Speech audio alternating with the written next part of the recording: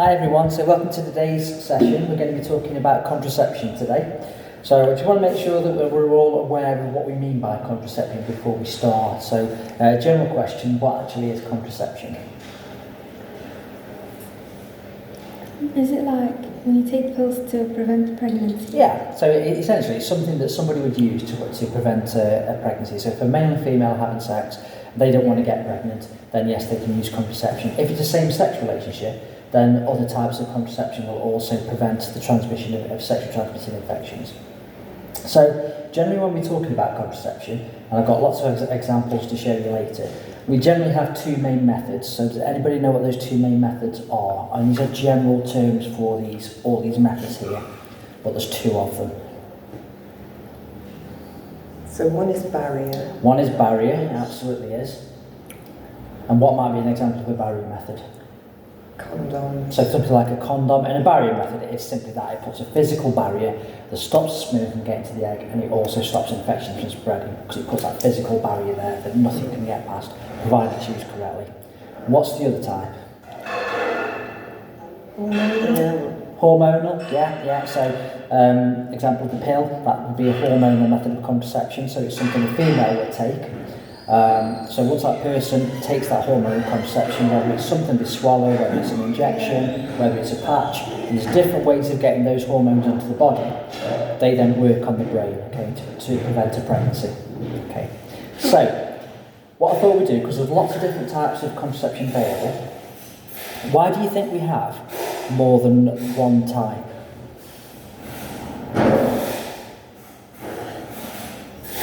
Any ideas? Is it because like one type might not work for... Ish, yeah, kind of. It's not that it wouldn't work, but some people are more suited to certain types of contraception than they are others. Okay, so that's why we like to give people a lot of choice, because then we can find out what works for that person. They are then more likely to go away and use that contraception and use it effectively. Okay. So, just a couple of last things before we start looking at the contraception. So, how effective do you think it is? If I said to you, give me a percentage of how effective you think contraception is at preventing a pregnancy, what would you say? 98%. 98? Can you say 98? I'll say 99. 90? Yeah, you kind of both right, okay. So, condoms, provided they're used correctly, yeah, about 98% effective at preventing a pregnancy and preventing an infection. The other types of contraception, yes, they are 99% effective at preventing pregnancy. Again, the key term, provided they are used correctly. There are a couple that we'd advertise being 99.9% effectively, and these are what we call LARC methods. LARC stands for long-acting reversible contraception. Those methods are done by a clinician to the person. Therefore, there's no room for that person doing it wrong, not taking it correctly, or it's not working properly. Okay, shall we have a look at what's in the bags? So, who would like to go first and pick a bag? Okay, Mark. So I should just say, by the way, there's different types. There's some barrier methods in here. There's hormonal methods.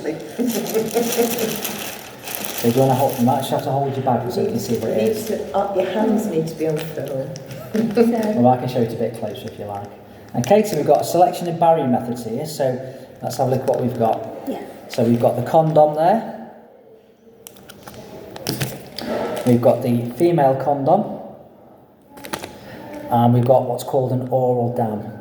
Now, all these methods that we're looking at, should have said earlier, these are available from sexual health clinics. Okay, obviously condoms you can buy them from shops. It's slightly different with condoms. Lots of different ways of getting. Anybody think of any other ways of getting condoms? So you can obviously get them free from a sexual health clinic. You can buy them from the shop. You should get them out of the machine in the toilet. Get them out of the machine in the toilet. Is it always safe to do that? Probably not. No, sometimes machines and toilets aren't always checked regularly, so somebody could put the money in, get a condom out, and it could be out of date. And then obviously if the condom's out of date, then we're running the risk of that not working correctly. Do you want to get the hammer? Have a look at it.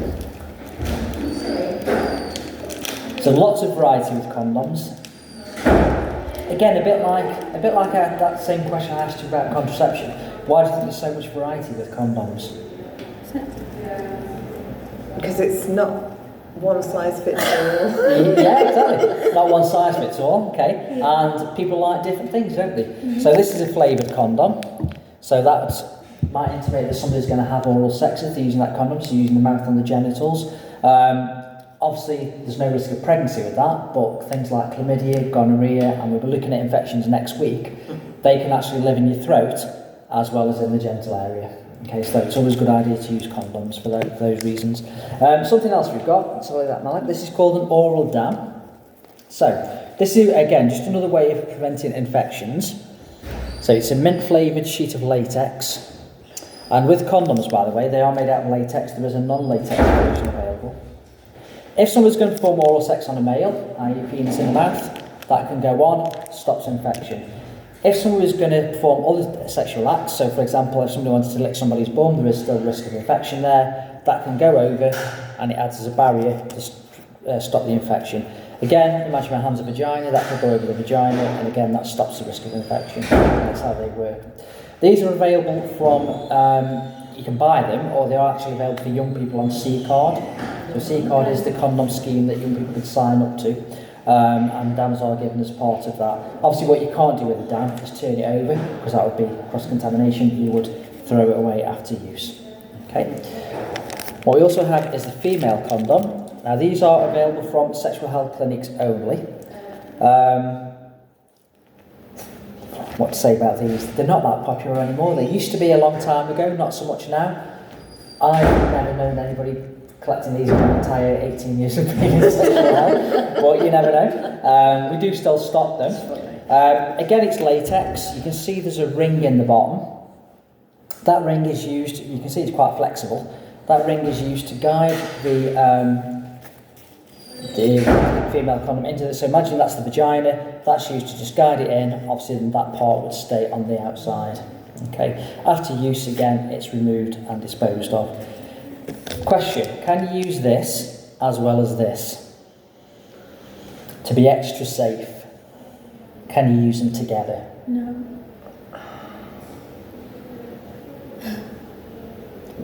I don't think so. No, Malik, absolutely right, you can't. Do you know why though? No. I'm not sure. You're right in saying it's not so much, well, it kind of is a chemical reaction because latex on top of latex will cause friction. So if they rub together, then both will split. So they're not going to be effective as a method of preventing pregnancy and stopping infection. So you can only use one or the other. Most people don't tend to use these today. As I say, we used to call that the male condom and that the female condom. Today that's just called a condom. And it's perfectly acceptable for females today to carry condoms and use them. Whereas in probably 20, 30 years ago, it wasn't the case. We were a bit more, a bit more socially acceptable for a female to use that, not that. But obviously times have changed, thankfully. So that's that. Okay, so that's condoms. Obviously with a condom, after use, it's always a good idea to check it to make sure it hasn't split. If a condom has split, then it's not done the job that it's supposed to have done. And there's something in here that we'll come to later that will help in that situation. Okay. Right, who would like to go next?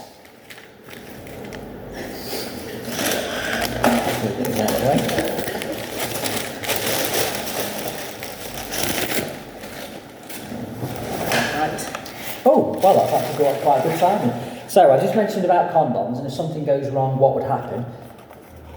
Any idea what that is? Morning after pill. Morning after pill, yeah. It's still called? Most people call it the morning after pill. The actual name for it is emergency contraception. Okay, so there are some rules with emergency contraception. There's a couple of different types. This particular one here you might see is called Ella1. You can see that on there? Mm-hmm. Yeah. This one is only available from a sexual health clinic. The main type that most people would use is called 11L. That's available free from pharmacies, certainly in the Ashford Mansfield area. I'm not sure about the city area. But to under 18s it's free. If you had to buy it, the prices ranges from anything from £8 up to about £25, depending on where you buy it from. But it is a means to try and prevent a pregnancy. I say try and prevent because it's not 100% effective. So, the main things that people need to know about emergency contraception: if a male and female are in a situation where a condom splits, how long have they got after that episode of sex to get emergency contraception to try and prevent that pregnancy? I'm going to say 24 hours.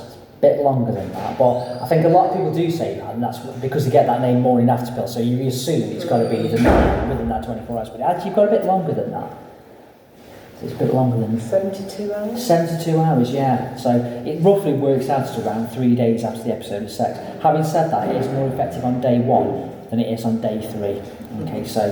Can I ask a question? Yeah. So if you took this and it didn't work, could it harm your unborn child? It won't, no. So there's nothing there that's going to harm or potentially harm the pregnancy.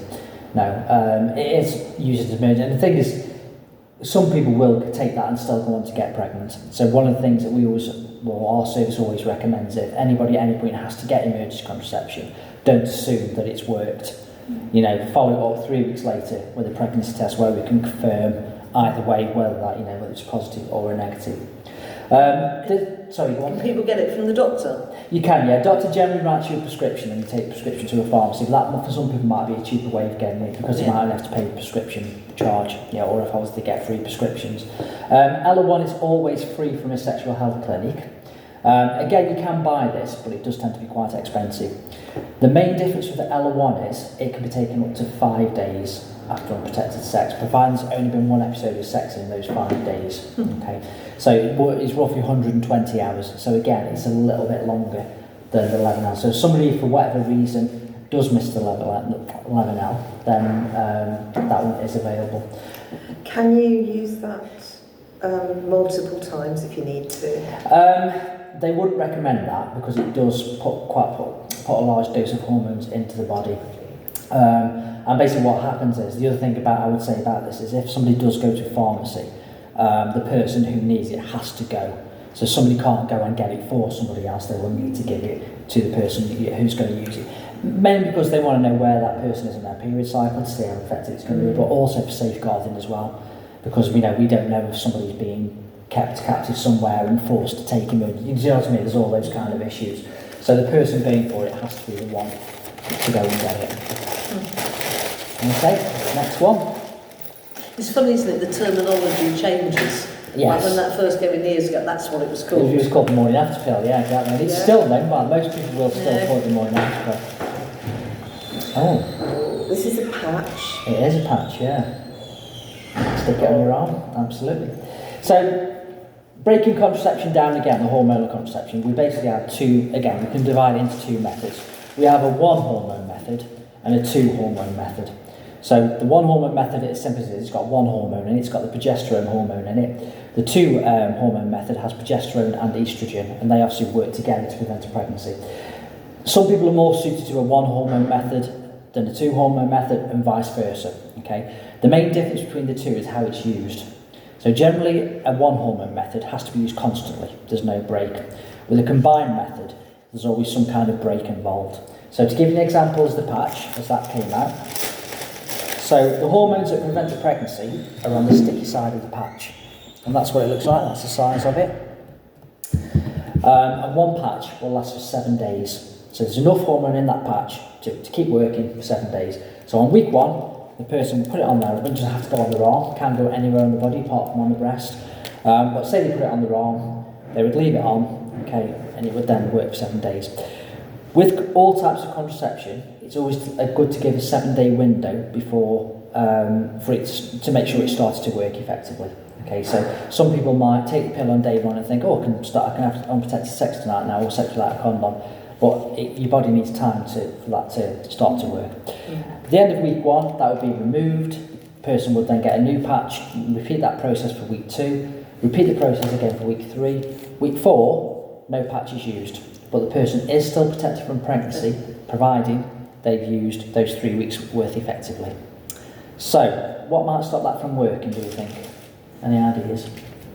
Obvious one, really. Falls off. Yeah, it falls off. So it's on the table, hormones can't go from do a magical jump into your arm or wherever. So yeah, it's got to have that constant adhesion to skin for it to remain effective. Manufacturers do promote them as being very, very sticky.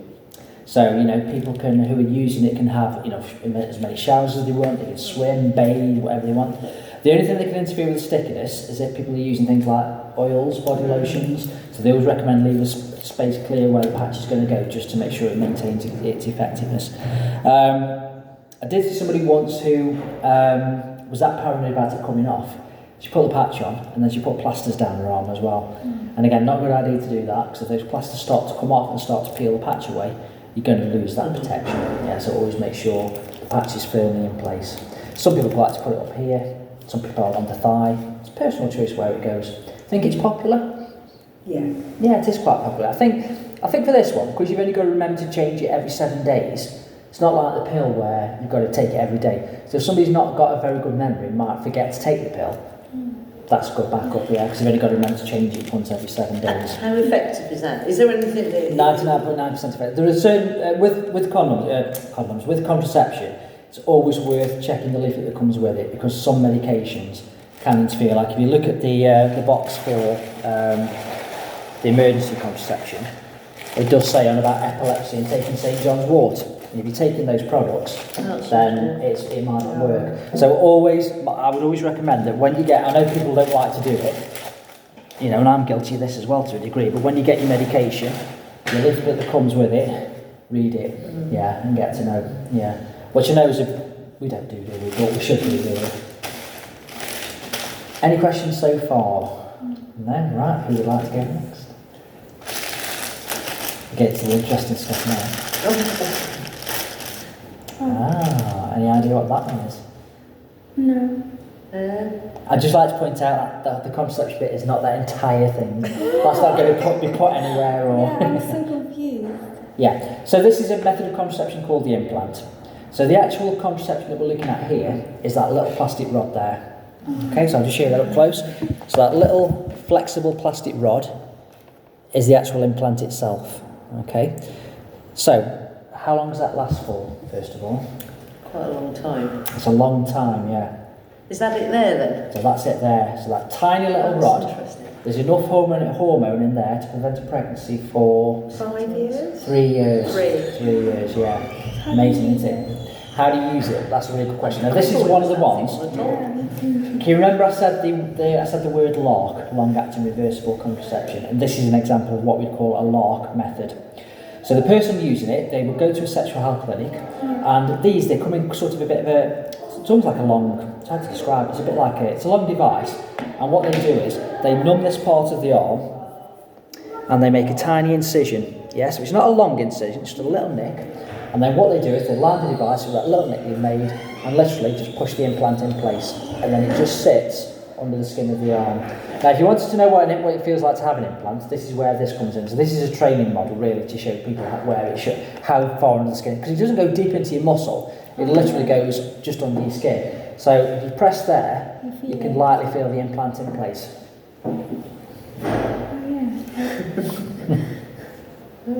And that is what it feels like to have an implant in. It doesn't feel uncomfortable. No, I think some people, what you tend to find is when people first have it, because it's something new, they tend to sit there and fiddling about it. And they'll ask all kinds of questions like, will it glow in the dark? And I go, the disco and dance like that. And no, it won't. Will it go on a little vacation around the body? No, it won't. It'll just sit there. Is it always got to go in the arm? They would always put it in the arm, yeah. The only thing I would say about it is and again, this really applies to all contraception, and it's one of the reasons again why we have so many different types, that a person never really knows how it's going to affect their body until they start to use it. So for some people, when they start to use contraception, they can experience things like irregular periods, they can make the periods heavier, some will actually stop periods, and some people don't mind that, some people get a little bit nervous about that. But there's no harm that can be done to the body long term, but for a lot of people it can be very disruptive. And the implant, unfortunately, is one of them that can make periods a lot heavier and a lot more irregular. Now we do obviously explain that to people before they have it fitted. And if it gets to a stage where it's really disrupting somebody, then yes, they would remove it. But we would like to try and encourage people to use it over that 3 years period. What people can do is they can take the pill at the same time. And what the pill will do, it will help to regulate the periods, okay, and usually sort of, while this is doing its work and sorting itself out. Some people have no issues with it whatsoever. Some people only have the issues for 3 or 4 months and then it clears up on its own. Yeah, you just never know. Is that one hormone or two in It's that? one in that, so it's just the progesterone only one that. Yeah, it's a long-term method. After 3 years, it stops working, do exactly the same thing again. Numb the arm, tiny incision, out it comes, and then that person can either have another one fitted for another 3 years, or they can use a different method of contraception. It's all about personal choice. And that's the implant. Quite popular. I always think a lot of people who are going off to university, they're not sure where their local sexual health services are going to be. They tend to go for this one because for that duration, that long term, they're protected. But the only thing I would say about this, and a lot of these that we've looked at, it's only the condom that's going to prevent an infection. Yeah, these are great at preventing a pregnancy, but it's not going to stop anybody catching an STI. Okay, next one.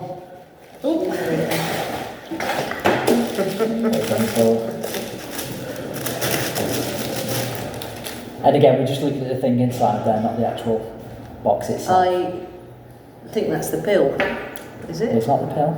Oh no, it's not. What is it? Oh, it's I want to say the coil. Yeah, you're right. The coil. Yeah, it is the coil. Yeah. So we've actually got two types of coils. Let me see if I've got my other one on. Actually, I have got it on. So the two types that we've got are this one here. I'm just going to show you that quickly so you can just see where the coil fits. So this is the vagina will be down here. This is the cervix, and then obviously the coil sits there just inside the uterus. Okay, and that's how that works. Two types. That one's got hormones in it. That one, no hormones. Okay, it's got copper wrapped around it. They're both fitted in the same way. So basically people have to go to a sexual health clinic.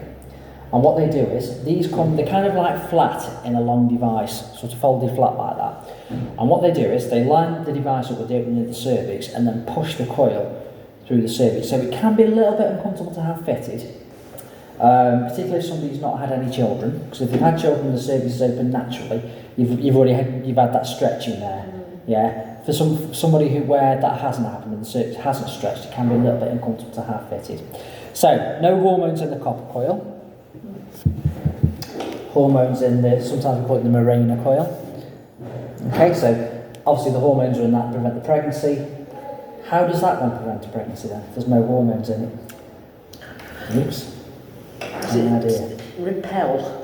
I was thinking, when you have slugs in your garden. Yeah, you put copper around the pots. Yeah. Gives me an electric shock. Yeah. Is it something to do with the lining of the uterus is stimulated to? It's all to do with the copper. For things to not catch. For not to fertilise. Yeah. I mean, first of all, having that sort of big thing sitting there makes the the womb a very uncomfortable place. Yeah. Anyway, but with this one, it's actually the copper. So copper is toxic to sperm. Oh. Yeah, so any sperm entering that environment is sort of killed off by the copper. Yeah, that's how that one works. So these can be in place depending on which type is used, anything from 3 to 15 years. So they are quite, again, long-term methods. You wouldn't class them as a lark method, but they are, maybe would. I'll have to check that one out. But they are, again, quite long-term methods. Yeah. Are they both as effective? They are, yeah. And what you tend to find, if somebody's at that stage where they've had the family, they don't want any more kids in the interim, but they don't want to go anything drastic like sterilisation or anything like that, that is a good option because it's a long-term method. And if they wanted to have it taken out at any point, they can do that. Yeah, so that's the coils. Right, next one. Not much left now. Going for the big one. Second that's the recording. Okay, don't panic about the big pink thing, because that's not what we're looking at as such, it's the thing inside. I don't think I know what this is. Not many Even people do at my know that age. much. Do you know, Mark? Any idea No, what? let me see. Can I get it out? Yeah, play it out.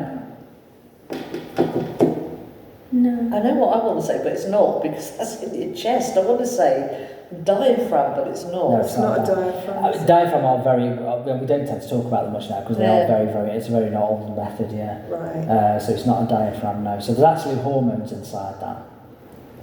So to give you a bit more of a clue. So it would, okay, so I don't know what it's called, but it would be the same as a coil, would it? Or not really. No. So basically, this model here, to give you a clue what it's called, this would be the opening of the vagina, and it's not great, but that there is the cervix I was talking about earlier on, that's the opening to the cervix that would lead to the womb being up here, okay? So we would have the vaginal opening here, cervix there, the womb will be here. It's called the vaginal ring. Okay, and you're going to say It's that. quite a new thing. 15 years, 10, 15 years. So, in terms of contraception, it's one of the newer methods, yeah, but it has been around now for about 10, 15 years, yeah. So you can see it's a flexible ring. So the person using it flexes the ring and then guides it into the vagina, so just like that. And then it just sits there like that, and that's how that works. So it's not going to go through the cervix like the coil would. Okay. It literally just sits inside the vagina, and once it's in there, body heat will activate it, and the hormones are drawn from the ring and to prevent a pregnancy. Okay. It's not the most popular method, particularly with young people, because a lot of young people, because in Britain people are a bit taboo about talking about sexual health, so a lot of girls don't really like to talk about things like masturbation, so they don't really like to touch themselves, that kind of thing. So for some girls that's a very difficult thing to fit themselves, because to get it out you've got to do the reverse. You've got to put your finger into the vagina and literally ease it out. So for that reason it's not that popular. If somebody was using it, it stays in place for 3 weeks, because it's a combined method. 3 weeks in place, a week out, and then you start that cycle again with a new ring. These can be taken out for 3 hours.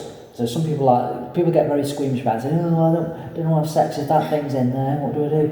Well, you can take it out, but it needs to be put back in within 3 hours for it to remain effective. Okay, if it goes longer than 3 hours, then, as I say, that person's not necessarily going to be protected. Some people have been caught out with that because they'll take it out for sex, obviously do whatever they're going to do, and then because they feel nice and warm and relaxed, because most people that are in bed, they fall asleep. And they wake up next morning and the ring's sitting there with a tight counter. That's terrible. And oops, yeah. So then we're talking emergency contraception. Yeah. Yeah. So, but like we said, contraception is about choice. We do, I'm saying it's not the most popular method. We're still producing them, we're still giving them out, so there must be some people using them, otherwise we wouldn't, if there was no demand, we wouldn't use it. But yeah. Very interesting. No, I just did that. The one I didn't know. It just made me laugh. Oh. Is that relatively new?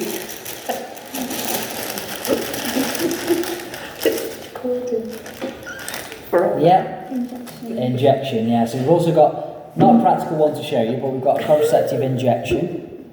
Sorry for laughing. It's alright, don't worry. So this is another one of those LARC methods. Can you remember what LARC stands for? Long acting. No. Long acting reproductive. No, long acting reversible contraception. Yeah. So long acting lasts reversible because if you don't, obviously with the implant, if the implant comes out, it's reversible because your fertility comes back. That's what we mean by reversible. So this is the other, what we call the LARC method, long acting reversible contraception. It's an injection, as you can see there. The actual name for there's different names. Well, the one that we tend to use quite a lot is called Depo-Provera. How long does it last for when you've had it? How long does it protect you from pregnancy for? I'm going to say 6 months. Not quite. 10 years? No, it's not talking years. Oh. That would be great if there was one. No, we're not talking years. 3 months? It's 3 months, yeah, 3 months. So 12 weeks. Yeah. So the person would go for their injection. It's usually given in the base of the back top of the bum. They're then protected from pregnancy for 12 weeks. Okay. Obviously, after 12 weeks, the effectiveness wears off. So that person needs to go back to make sure they go back every 12 weeks to have another injection. I was saying earlier on that it can play havoc with periods. This is one. For a lot of people, it will stop their periods. Okay. It's another one hormone method. And again, there's no damage that can be done to the body by not having a period, but you get a lot of people who they like to see a period once more because they know in their own mind if they're sexually active, they're not pregnant. I've had messages from boys before panicking about this one. I think my girlfriend's not having periods, so obviously boy automatically thinks she's pregnant. And same again, we've even had some girls come into drop-ins before where they're on this, and particularly because they've only just started using it, suddenly get very nervous and I need to do a pregnancy test because I've not had my period. And obviously because they've got the injection, there's no need to do a pregnancy test, it just is a side effect of that. Okay, so every 12 weeks you go back and you have a top up. And a lot of people like this because it's quick, because once you've had your first appointment, we've done your history and all that mark, that we have to do, ask all those questions. give the injection. Your subsequent appointments, providing it's worked all right for you, are quite quick, and people like it for that reason. They are just in and out. Yeah. Okay, last but not least, what have we got? Anybody?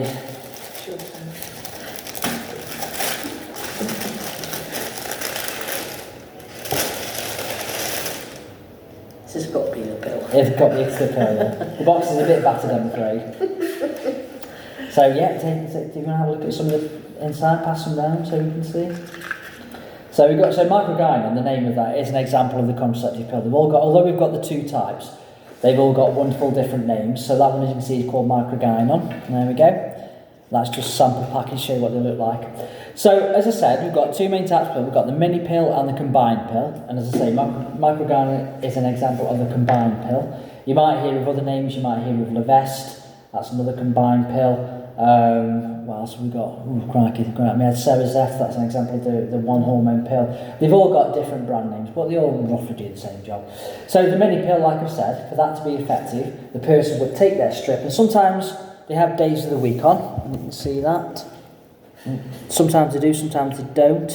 That's just there as a visual reminder, so you know that day that person's taking the pill.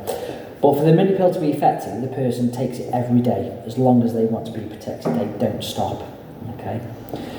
Good idea to take it roughly the same time every day. Different pills have different rules. Some allow you to go a little bit longer between, missing a pill. So, for example, if you normally take your pill at 7 o'clock on a Monday morning, ideally they'd recommend taking it 7 o'clock on a Tuesday morning and at 7 o'clock every day.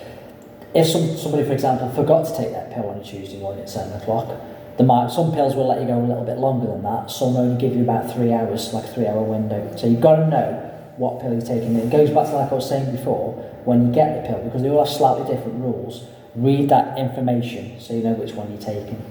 Okay. Combined pill, again, you usually come in packs of, some come in packs of 21, some come in packs of 28 with 7 dummy pills. I think you might stop doing that now though, for cost. So the person will take 1 pill a day for 21 days, then have a 7-day break, and then start that process all over again. Okay, again, for as long as they want to be protected. What's the major things then that stop the pill from working, do you think? If you're sick. So that can be, if it's severe sickness and diarrhoea, that can stop it from working. So if you're only just taking it, within a couple of hours and then you're sick, that can have an impact on you, definitely. Forgetting to take it. And that's the major reason why the pill fails is people forget to take it. Because I've heard all this where people say, oh yeah, my cousin's brother's sister was on the pill and she got pregnant on it. Yeah, probably because she wasn't taking it correctly. And that is the key term with the pill, is taking it correctly. And that's where that kind of that user error comes in. But there are ways you can, first of all, somebody's doesn't think they're going to be very good at using the pill, use a different method. We've got lots of different types available. You don't have to use the pill. There's apps you can put on your phone to remind you when your pill's due, alarms, that kind of thing. There's different ways of managing it, but it's not for everybody. And that's why we have so much choice available. Okay, so that is contraception in a nutshell. How, when you have conversations with people, how is a decision made as to, I know it's down to the individual, but how would the history be trying to find out, how often people have sex, how many partners, that sort of thing? Certainly for infection, it's definitely, but for contraception, it's more about if there's a history of like a medical history in the family, like for example certain types of cancer, that might dictate what type of pill they're put on. So it's not a case of one pill suits everybody, like we said before. For people, for example, for younger people, they'd be hesitant to start them off on the contraceptive injection, because there's links between that and early onset osteoporosis. So we do ask them, we're not sort of being nosy when we ask the questions that we ask. So we'll ask, is the history of cancer in the family? What side was that on? Was it on the mother's side, was it on the father's side? Particularly things like breast cancer, because again, there are those slight links there. And that might, depending on what somebody says, might determine what pill they use. Are they a heavy smoker? Again, weight, we'll take someone's BMI, and that might assess what type of pill they use. So it's all done very carefully, to make sure that the pill that somebody has is the right one for them. And people generally, certainly young people generally start off on the pill. I mean, not always, because it's down to what that person wants. But I think one of the advantages of the pill is if somebody starts to use it, and this is what I often say to young people, if somebody's given microgynon and they start to use it, and a few days later they start to feel sick, or they start to have, feel a bit emotionally, just angry for whatever reason, and it's not explainable. It could be that it's the pill that's having an impact.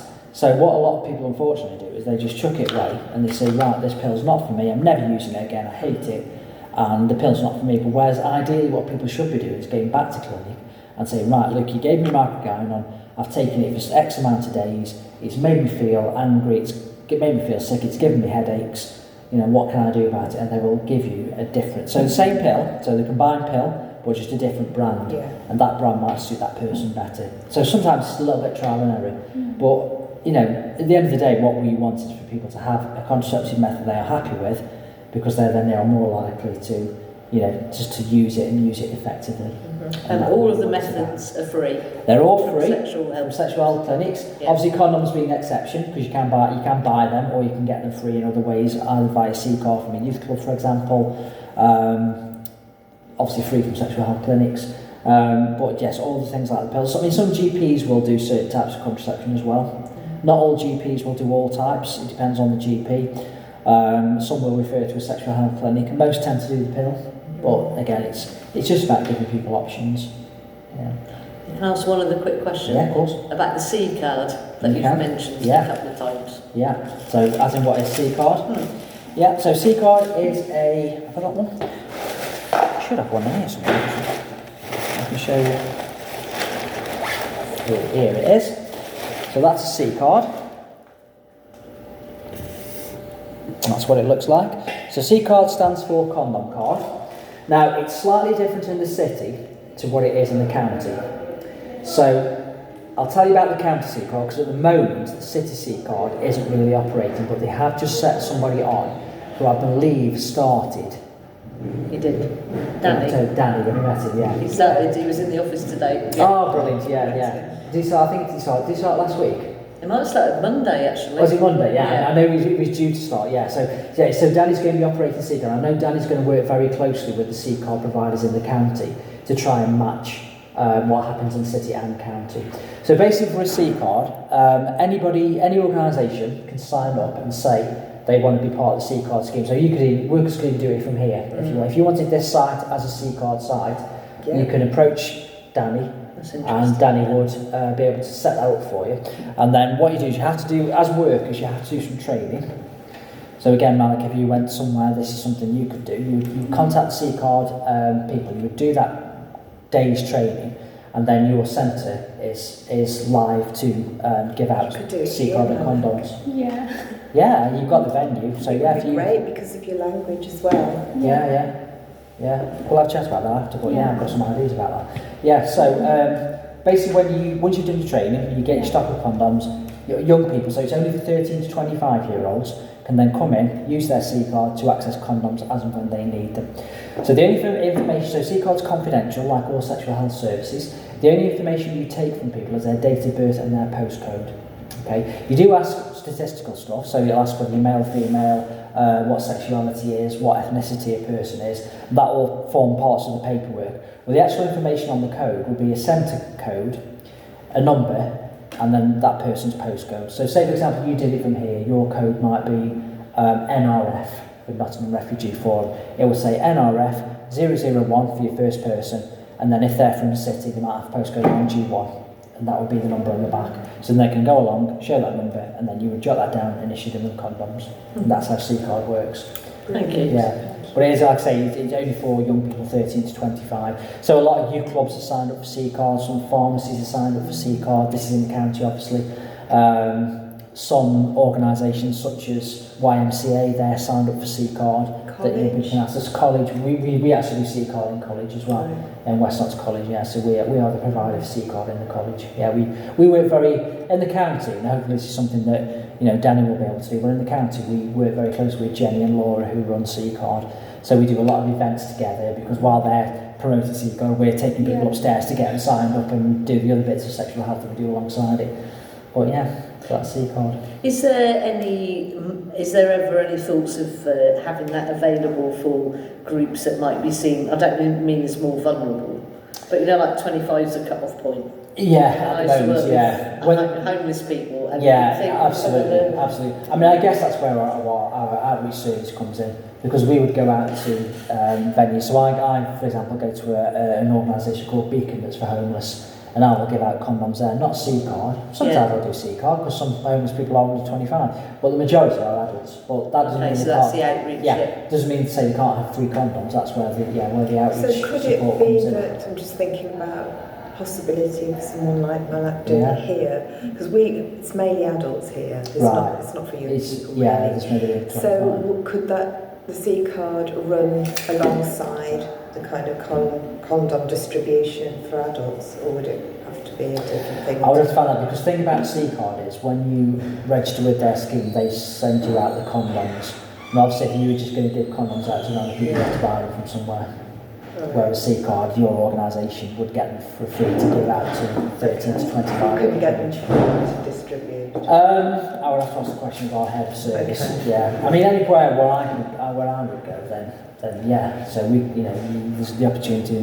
One might not necessarily be me, it might be Jamie, for example. So once Jamie's up and running, it might be something that you approach Jamie about. Can Jamie come once a month and do a clinic? Yeah. Provide testing, provide condoms. Brilliant. That could be something we could look into. Yeah. Any other questions? No, it was very interesting. Okay. Yeah. All right. Thanks, everybody. Hopefully, see you all next week.